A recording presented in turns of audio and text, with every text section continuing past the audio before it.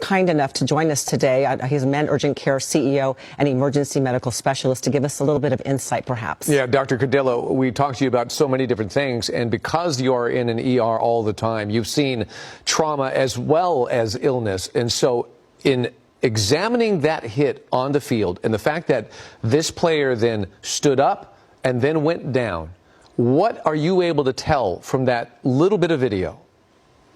Certainly, David. Well, what we can tell is that the event was most probably secondary to that hit. There are other episodes where athletes are running, they're exerting themselves, and will have a ventricular arrhythmia secondary to a hypertrophic or enlarged heart. That's different.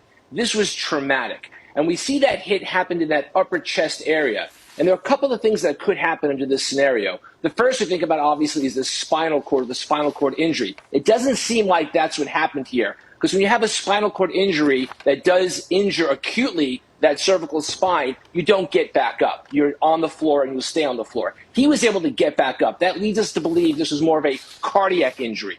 When you have a cardiac injury, a couple of things, again, could happen. With a large enough hit to the anterior chest, you can transect the aorta, the large blood vessel coming out of that heart. But when that happens, number one, that's not survivable usually, and you don't stand up after that kind of injury. Even if it was a mild dissection, these are very significant injuries. It's a very common injury. The third thing we're thinking about, it's called the R on T phenomenon. This is a phenomenon that when the heart is going between its beats, as that heart is depolarizing and then repolarizing, if you have traumatic trauma to the chest, at a very specific moment, as that heart is repolarizing itself, you can go into a lethal ventricular arrhythmia.